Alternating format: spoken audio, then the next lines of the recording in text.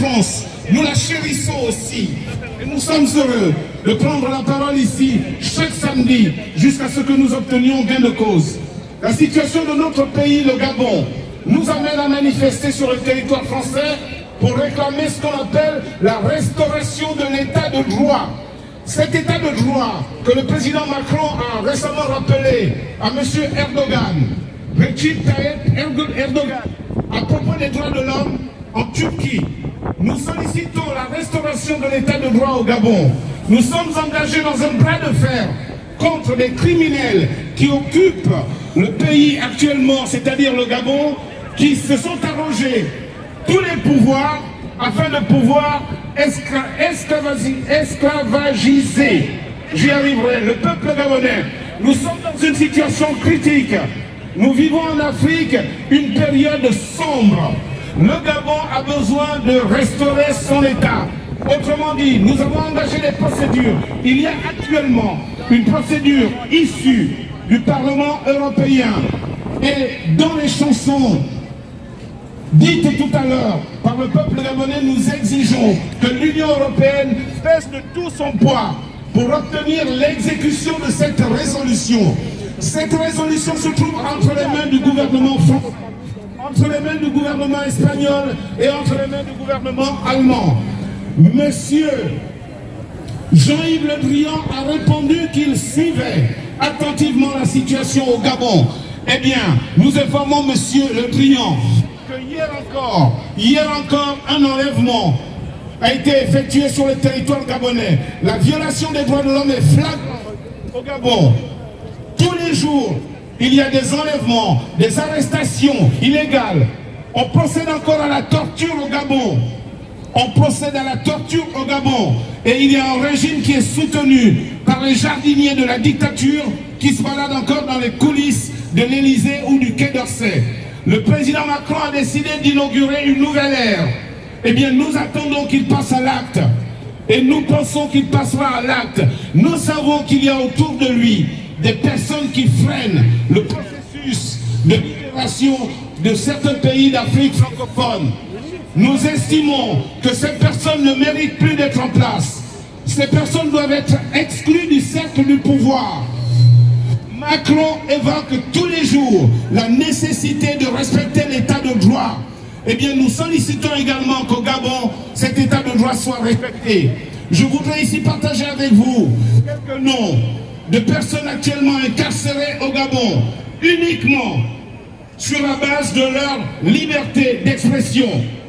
Zibi Bertrand Bégué, Landry Amian Washington, Hervé Mombo Kinga, Massavala, Pascal Oyougou. Il y a une semaine, 2 compatriotes ont été enlevés. Personne ne sait où ils se trouvent aujourd'hui. Il s'agit de Alain Bella et de Stimpy Obam. Et il y a 3 jours, Grand Calais, connu sous ce pseudonyme, donc Armel Mwanda Mbina, a été également enlevé par des milices qui le détiennent actuellement. Nous ne savons pas si ces personnes sont vivantes. Nous prions et espérons que ces personnes sont encore vivantes, que ces compatriotes sont encore vivants. Et nous exigeons leur libération. Nous attendons que la France pèse de tout son poids. Nous savons que la France connaît une nouvelle ère et nous comptons sur cette France pour qu'elle participe au renouveau de l'Afrique. Nous pouvons entretenir une relation intelligente, non plus la vieille France-Afrique. Nous voulons une relation intelligente, une relation fondée sur le respect de la vie, le respect de la vérité, le respect de la liberté. Liberté, liberté, toujours je te chérirai. Et sur cette place, nous continuerons à exiger de la liberté. Nous espérons que la France honorera son histoire. La France ne peut pas tourner le dos à son histoire. La France est une culture judéo-chrétienne. La France ne peut pas renoncer à ses principes premiers. C'est cette France, à travers Bartholdi, qui a offert la statue de la liberté. Cette liberté qui éclaire le monde, à l'image de cette tour Eiffel, autour de laquelle des millions de gens viennent tous les jours de divers horizons célébrer la liberté. Nous attendons que le Gabon soit restauré dans son état de droit, que celui qui a été désigné par les Gabonais en 2016 prenne le pouvoir. C'est par cette étape que nous commencerons à construire une nouvelle société, un nouveau pays. Vous avez ici l'ensemble des dictateurs qui freinent l'Afrique. La France se doit de les sortir de ces territoires. Il y a ici Ali Bongo Ondimba, Paul Biya du Cameroun, Denis Sassou du Congo, Joseph Kabila de la RDC, Fonia Singbe du Togo, Théodore Obiang Nguema de la Guinée équatoriale.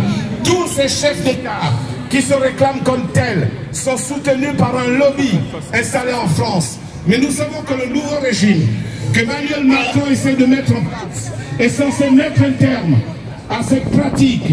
Et nous espérons justement que les discours qui se radicalisent aujourd'hui, la prise de position des peuples africains qui estiment qu'il y en a marre de ce rapport de hiérarchisation, de maintien des dictatures, nous estimons et pensons qu'il sera mis fin à ce système. Liberté, liberté, je te chérirai, toujours je te chérirai. J'insisterai toujours si ça t'appelle la question, parce que la liberté, c'est celle-là qui vous permet de traverser ce territoire, de prendre des avions et de vivre en paix. Et nous estimons que les peuples africains méritent la même chose, et particulièrement le Gabon. Nous reviendrons ici jusqu'à ce que tout cela aboutisse, et nous estimons que cette année sera fondamentale, en tout cas pour ce qui concerne le Gabon. Dans les mois qui viennent, dans les semaines qui viennent, nous allons connaître le changement. Merci à vous tous, rendez-vous à très bientôt. Merci maître, merci maître.